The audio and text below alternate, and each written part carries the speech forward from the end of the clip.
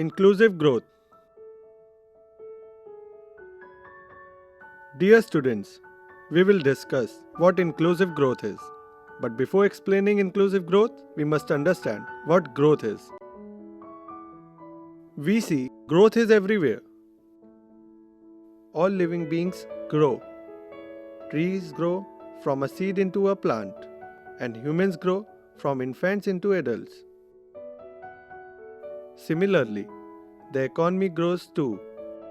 But how do we measure this economic growth? The money value of all the goods produced and sold in a country, along with all that people do and get paid for it within the period of 1 year, is known as gross domestic product. The GDP therefore measures the income earned by everyone in the economy. When people earn more money and buy more goods and services, the GDP grows, which in turn lead to the growth of an economy. Now the question is, will the growth of an economy benefit all the section of the population? One of the common held beliefs regarding economic growth was that of trickle-down effect. According to this effect, the focus of the economy should be on increasing growth rates and not on the distribution of growth. As long as the economy is growing, the benefits should eventually make their way throughout the economy.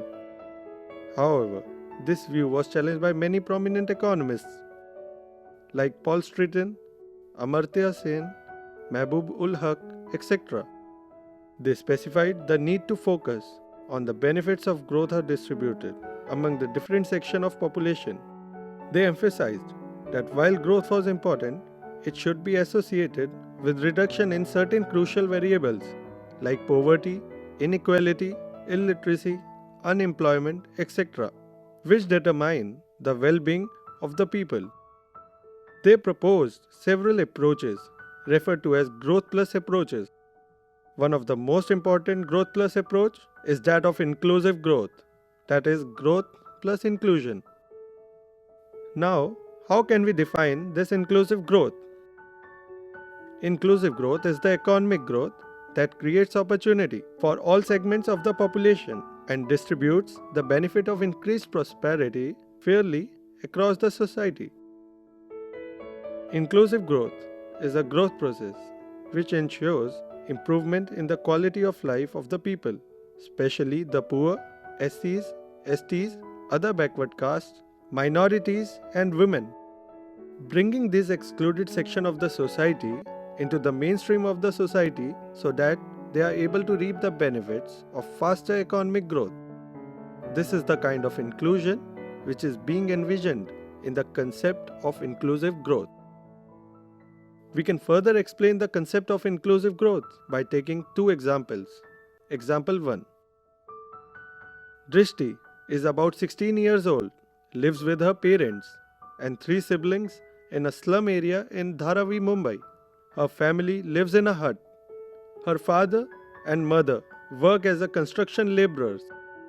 She goes to the school regularly, where she often hears from her teacher that our country is developing.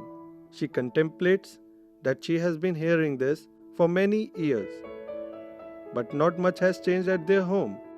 Their standards of living have not changed. Their family can hardly make both the ends meet. However, in the immediate locality of the slum, huge buildings are emerging. She realizes that the country is growing, but the growth process is surpassing them, and hence the growth process is not inclusive. Example 2. Let's consider 2 hypothetical situations. In situation 1, there is a cloud of growth, and the benefits of this cloud of growth only reigns over one section of society and does not pour over other sections of people. Therefore, the situation is not inclusive. We can say that this situation corresponds with the exclusionary growth. In situation 2, the same cloud of growth reigns over all the section of the society. And since everyone is covered under this scenario, it no longer remains exclusionary but becomes inclusive in nature. This scenario corresponds to the inclusive growth.